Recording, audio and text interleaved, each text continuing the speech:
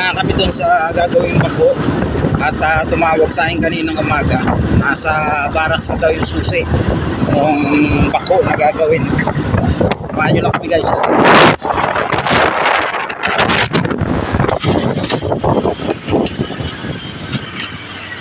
Touchdown, nandito na kami sa bako na gagawin.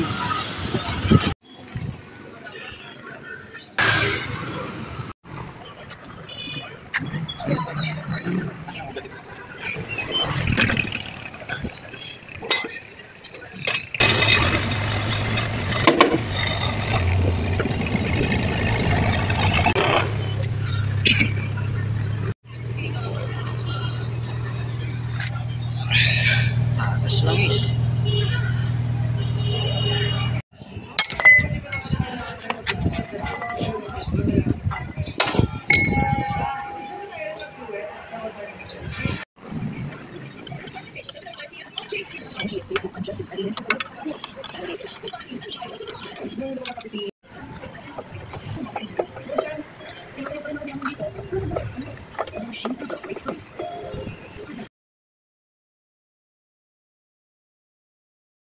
Oh.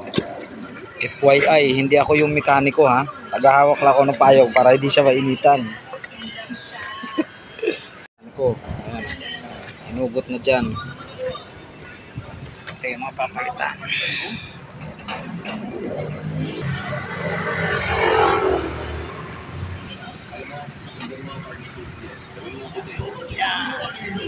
Oil seal yan para hindi tumagas. Ano na yung mga o-ring yan. Ayan ang pamalit. Tagahawak lang ako ng payong at siya ang gagawa. Oh. Tapos syempre yung sweldo hindi tayo pa-agrobyado eh. 1K tayo nito. Ano ba? Hawak ka lang ng payong 1K ka agad.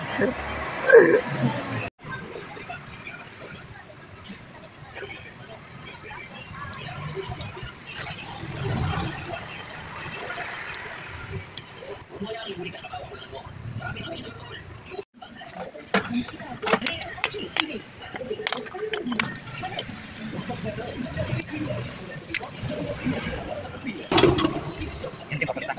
Diyan mamisin. Dami pa rin. Daming orin para palitan.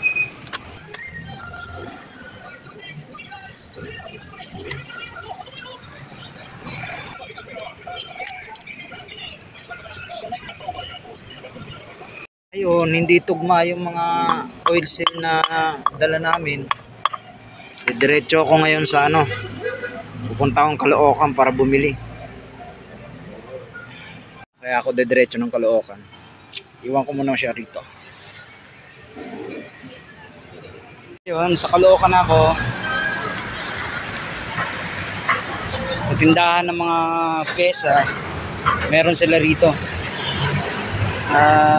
Isang set na oil seal packing. Guys, nakabili na tayo ng pyesa dito sa may sa may Rizal Avenue. Balik na tayo ng Anonas.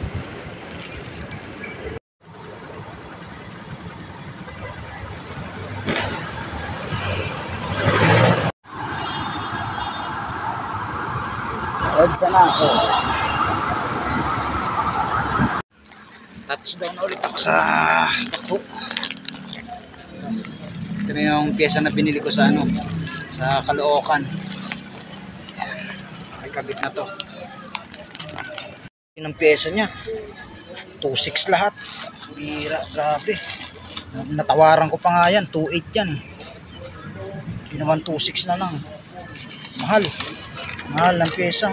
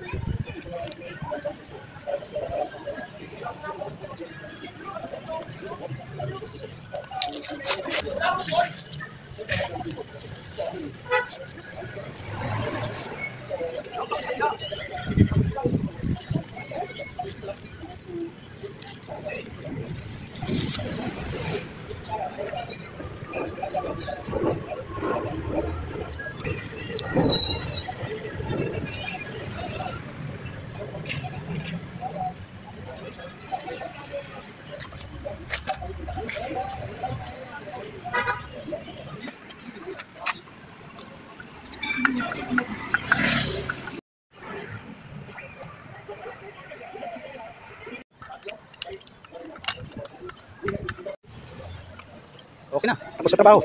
Kabit-kabit na lang ng pitik ng mosquito. Ang time na, tapos na yung trabaho namin. At maraming salamat sa paggawa at naka-sideline tayo. Kahit tagawak tayo ng payong, kumita tayo ng 1,000. Kasi namili pa ako ng pyesa sa Caloocan. Sabi nitong mekaniko na to, hindi raw ako mapapagod, tagahawak lang ng payong. Napagod din pala ako. Pero okay lang, kasi 1K din naman pera din.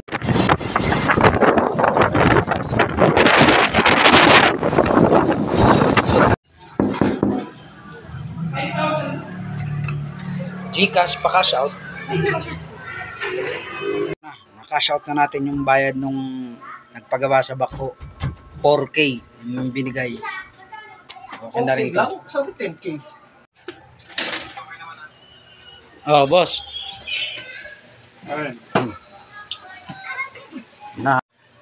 Yun oh. 1,000 pang inom. Yun oh. Oh. May pang-inom pa kami. Sarap. 1K. Nasa na yung bag ko dyan?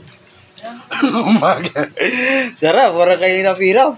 Taga-payong ka lang. Naka 1K ako. Tapos mayroon pa kami pang happenings. 1K din. Salamat sa panonood guys. Babush!